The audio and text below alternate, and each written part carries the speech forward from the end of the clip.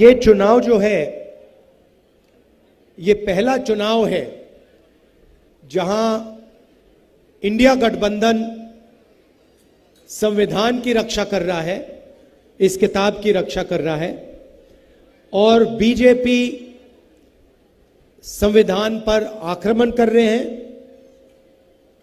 खुलकर उनके नेता कह रहे हैं कि वो संविधान को खत्म कर देंगे, रद्द कर देंगे, फेंक देंगे। तो चुनाव में यही लड़ाई है।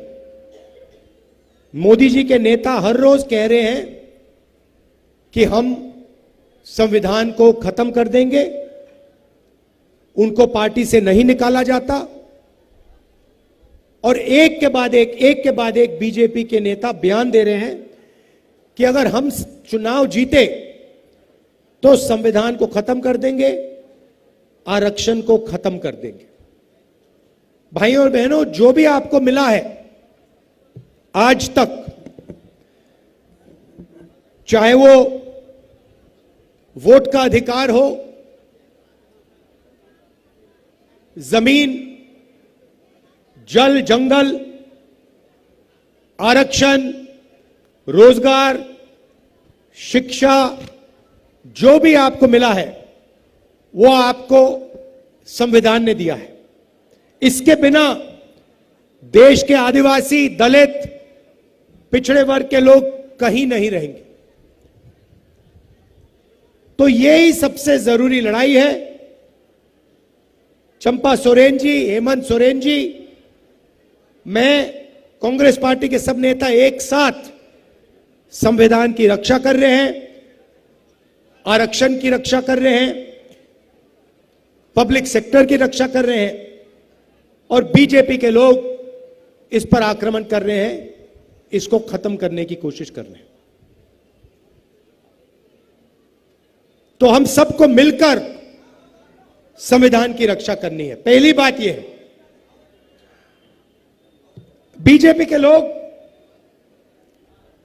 आदिवासियों को वनवासी कहते हैं।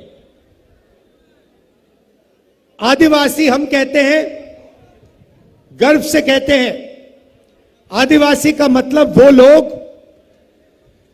जो हिंदुस्तान के, इस धरती के पहले मालिक थे। मतलब सबसे पहले यहां पे इस जमीन पर आदिवासी लोग रहते थे। ये जमीन जो है, ये जंगल, ये जल उनका हुआ करता था। आदिवासी शब्द का मतलब यह भी है कि जो पहले मालिक थे उनको जमीन पर, जल पर, जंगल पर अधिकार मिलना चाहिए, और शिक्षा में, स्वास्थ्य में, विकास में, सरकार को चलाने में उनकी भागीदारी होनी चाहिए। अब बीजेपी के लोग कहते हैं नहीं, आप आदिवासी नहीं हो, आपका नाम आदिवासी नहीं है, आपका नाम वनवासी है। ये बीजेपी के लोग 24 घंटा बोलते रहते हैं। वनवासी का मतलब वो लोग जो जंगल में रहते हैं। बीजेपी ने आपको यह नाम इसलिए दिया है क्योंकि वो आपको अधिकार नहीं देना चाहते हैं, वो आपको हक नहीं देना चाहते, वो आपको भागीदारी नहीं देना चाहते। इसीलिए 24 घंटा वो आपको वनवासी कहते रहते हैं। आप वनवासी नहीं हो, आप आदिवासी हो, आप हिंदुस्तान के पहले मालिक हो। यह जमीन आपकी थी, यह जल आपका था, यह जंगल आपका था। यह साफ मैं कहना चाहता हूं। और हिंदुस्तान में आपको भागीदारी मिलनी चाहिए। आपके बच्चों को इंजीनियर, डॉक्टर, लॉयर बनना चाहिए।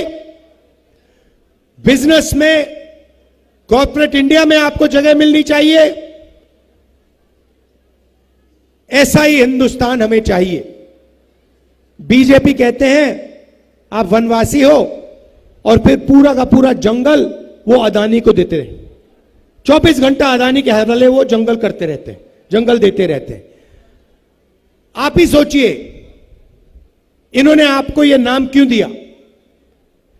एक तरफ आपको कहते हैं आप वनवासी हो, दूसरे तरफ वन को, जंगल को खत्म कर रहे हैं। जब जंगल खत्म हो जाएगा आपसे कहेंगे देखिए आप तो वनवासी थे, अब तो वन है ही नहीं, तो आपकी कोई जगह ही नहीं है, अब आप जाके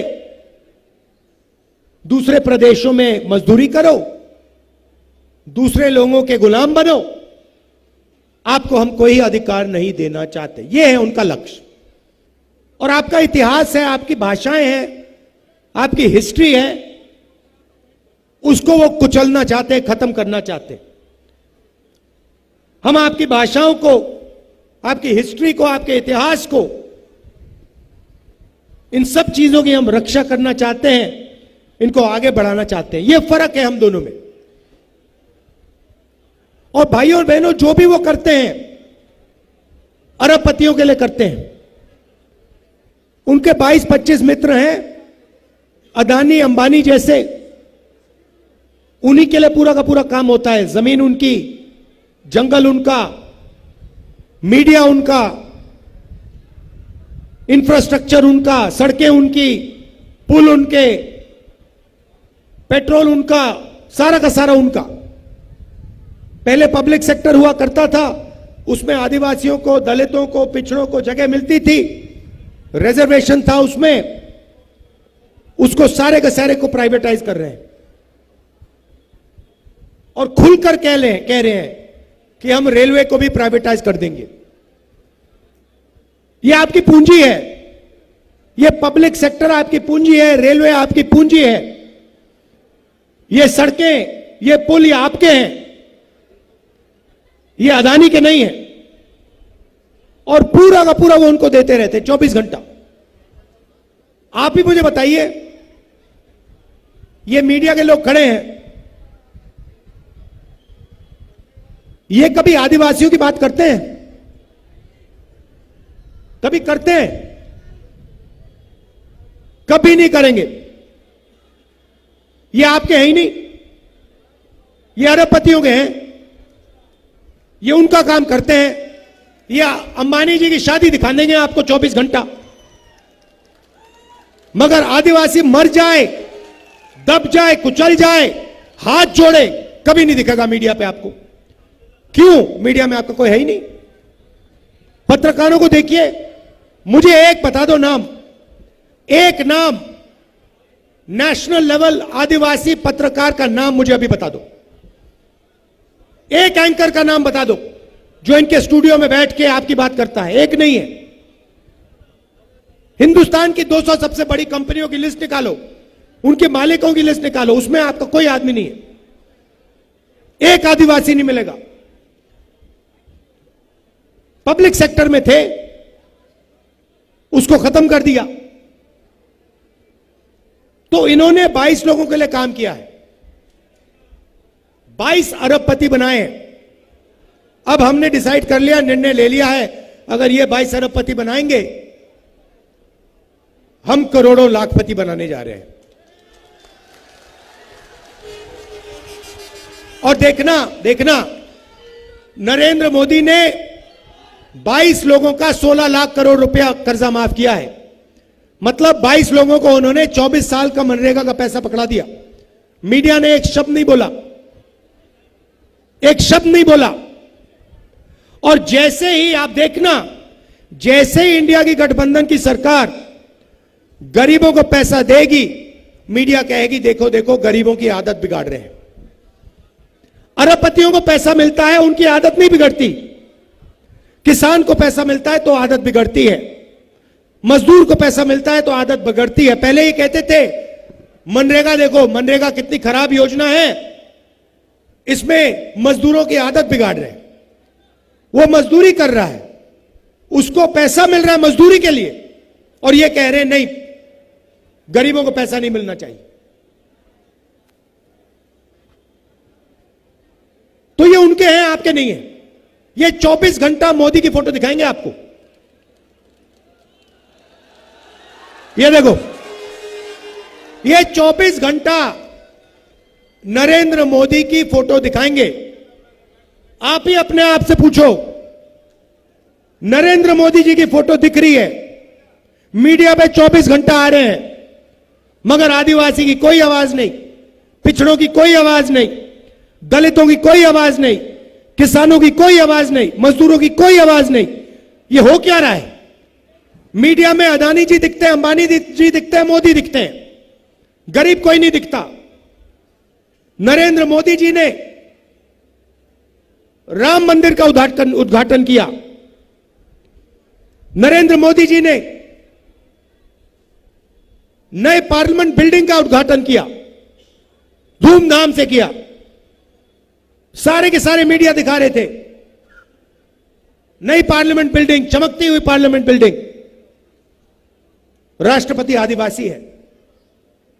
आपने हिंदुस्तान की राष्ट्रपति को पार्लियामेंट हाउस में देखा? नहीं देखा। आपने हिंदुस्तान की राष्ट्रपति को राम मंदिर के इनॉग्रेशन में देखा? नहीं देखा। क्योंकि आदिवासियों के लिए कोई जगह नहीं है इनके दिल में। ये आपका इस्तेमाल करना चाहते हैं, मगर इनके दिल में आपके लिए कोई जगह नहीं है। कहते हैं कि हमने आदिवासी राष्ट्रपति बनाया। अच्छा, आदिवासी राष्ट्रपति बनाया तो जब आपने पार्लियामेंट हाउस खोला तो उस राष्ट्रपति जी से क्यों नहीं खुलवाया? मोदी जी का काम नहीं है पार्लियामेंट खोलना, राष्ट्रपति का काम है पार्लियामेंट हाउस का इनॉग्रेशन करना। मोदी जी ने राष्ट्रपति जी को परे किया, राम मंदिर नहीं जाने दिया, और फिर आपसे आके वोट मांगते हैं। क्या समझ रखा है उन्होंने कि आप इस बात को नहीं समझोगे कि हिंदुस्तान की राष्ट्रपति का 2 बार उन्होंने हिंदुस्तान के सामने, दुनिया के सामने अपमान किया है। तो ये उनकी सोच है। मध्य प्रदेश में इनके एक नेता ने आदिवासी युवा पर पेशाब किया और पूरे हिंदुस्तान में वीडियो फैला दिया। इनकी सोच बदल नहीं सकती, इनकी सोच बहुत पुरानी है।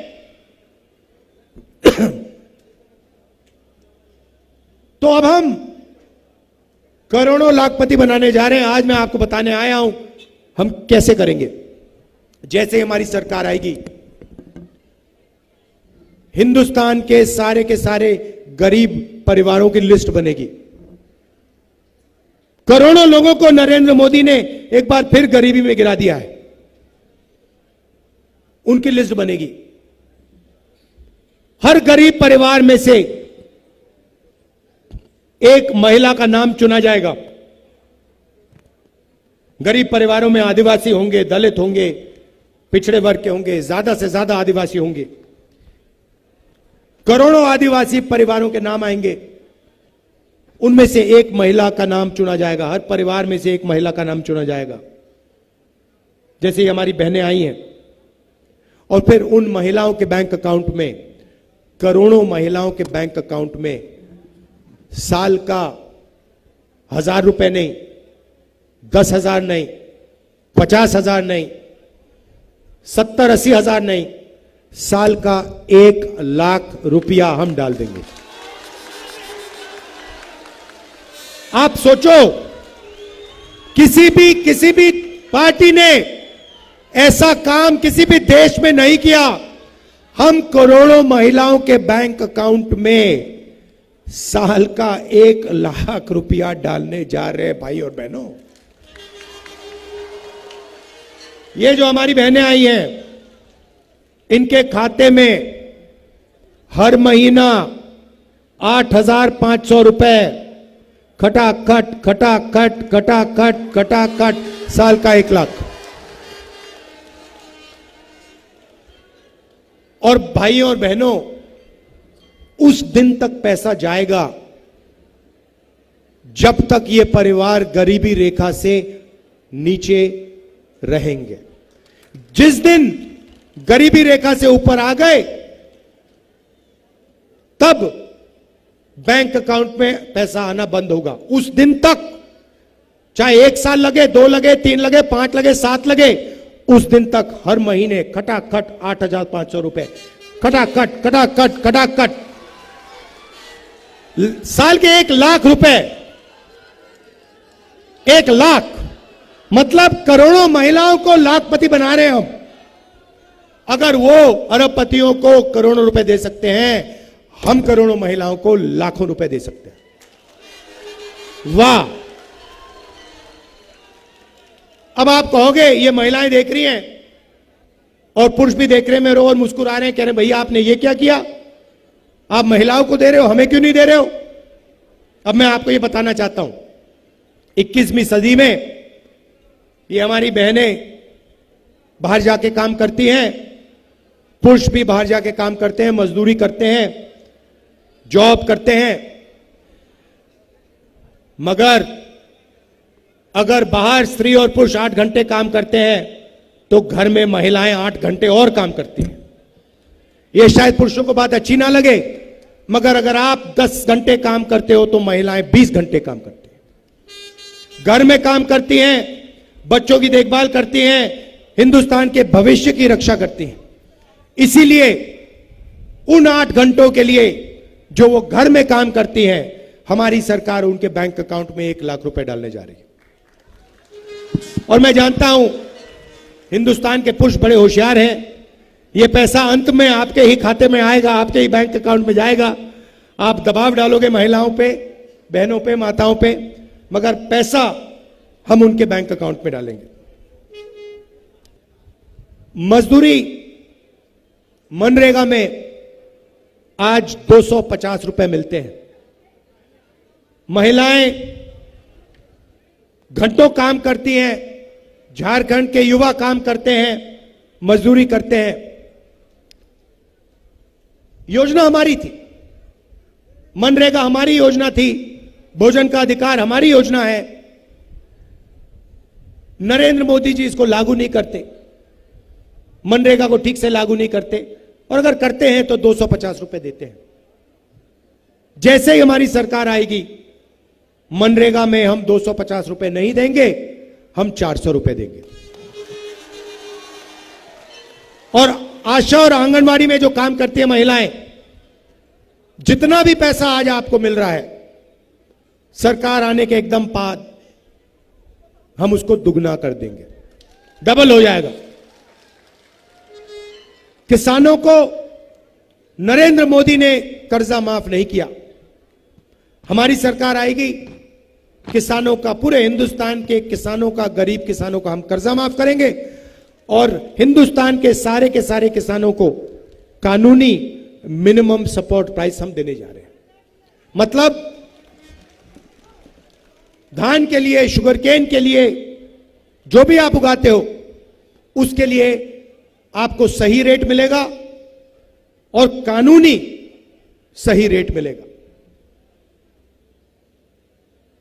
बहुत सारे युवाओं को नरेंद्र मोदी जी ने बेरोजगार किया, नोटबंदी लागू की, गलत जीएसटी लागू की, अग्निवीर योजना लाए, सारे के सारे रास्ते जो आपके थे, युवाओं के थे, उन्होंने बंद कर दिए। पहले आप सेना में जाते थे, वो रास्ता बंद कर दिया। पब्लिक सेक्टर में आपको नौकरी मिलती थी, वो बंद कर दिया। आज अगर आप पिछड़े हो, दलित हो, आदिवासी हो, गरीब जनरल कास्ट के हो, तो ठेकेदारी प्रथा में आपको काम मिलता है, कभी भी आपको निकाला जा सकता है। अगर आपका चेहरा अच्छा नहीं लगा, आपको निकाल देंगे। तो हम आपके लिए 2-3 चीज करना चाहते हैं। सबसे पहले, सरकारों में, पब्लिक सेक्टर में ये जो ठेकेदारी प्रथा है, इसको हम खत्म कर रहे हैं। अगर गरीबों को, आदिवासियों को, दलितों को, पिछड़ों को सरकार में नौकरी मिलेगी तो अच्छी नौकरी मिलेगी, परमानेंट नौकरी मिलेगी, पेंशन के साथ नौकरी मिलेगी, इज्जत के साथ नौकरी मिलेगी। तो ये ठेकेदारी प्रथा हम बंद कर रहे हैं। दूसरा काम, अमीर परिवार के बच्चे जॉब मार्केट में जाने से पहले 1 साल की नौकरी करते हैं, बड़ी बड़ी कंपनियों में करते हैं, सरकारी ऑफिसेज में करते हैं, 1 साल की उनकी नौकरी होती है, ट्रेनिंग मिलती है, बैंक अकाउंट में पैसा मिलता है और फिर 1 साल के बाद अगर वो अच्छा काम करते हैं उनकी नौकरी वो परमानेंट कर देते हैं। यह मौका हिंदुस्तान के बेरोजगार युवाओं को नहीं मिलता, हिंदुस्तान के ग्रेजुएट्स को नहीं मिलता। इसीलिए हम एक नया कानून लाएंगे, पहली नौकरी पक्की। चाहे आप आदिवासी हो, दलित हो, गरीब, जनरल कास्ट, माइनॉरिटी, जो भी हो, कोई भी भाषा बोलो, अगर आप ग्रेजुएट हो, कॉलेज यूनिवर्सिटी के ग्रेजुएट हो, डिप्लोमा होल्डर हो, तो आपको हम एक पहली नौकरी का अधिकार देने जा रहे हैं। आप सरकार से नौकरी मांग सकोगे, हाथ उठा के आप कहोगे देखो मुझे इंडिया गठबंधन ने अधिकार दिया है, 1 साल की नौकरी का अधिकार दिया है, सरकार को देने ही पड़ेगी। कहां मिलेगी? प्राइवेट सेक्टर, हिंदुस्तान की सबसे बेहतर कंपनियों में, पब्लिक सेक्टर, HAL, BHEL ऐसी कंपनियों में, सरकारी ऑफिसेज में, सरकारी अस्पतालों में, सरकारी कॉलेजेस, यूनिवर्सिटीज में 1 साल की नौकरी होगी, बेहतरीन ट्रेनिंग मिलेगी, काम करना सीखोगे और बैंक अकाउंट में साल के 1 लाख रुपए मिलेंगे। एक झटके से करोड़ों बेरोजगारों के बैंक अकाउंट में हम 1 लाख रुपए साल के डालेंगे, 8,500 रुपए महीने के, खटाखट खटाखट खटाखट। जैसे इन महिलाओं का होगा वैसे युवाओं का होगा। और 1 साल के बाद अगर आपने अच्छा काम किया, आपकी नौकरी परमानेंट हो जाएगी। करोड़ों युवाओं को बैंक में पैसा मिलेगा, ट्रेनिंग मिलेगी, हिंदुस्तान को दुनिया की सबसे बेहतरीन ट्रेंड वर्कफोर्स मिलेगी। और ये जो दीवार नरेंद्र मोदी ने बना रखी है हिंदुस्तान के युवाओं के सामने, जो लगा रखी है, इस दीवार को हम तोड़ देंगे, आपको रोजगार मिलना शुरू हो जाएगा। अग्निवीर योजना को हम खत्म कर रहे हैं। हम नहीं चाहते कि 2 तरीके के शहीद हों।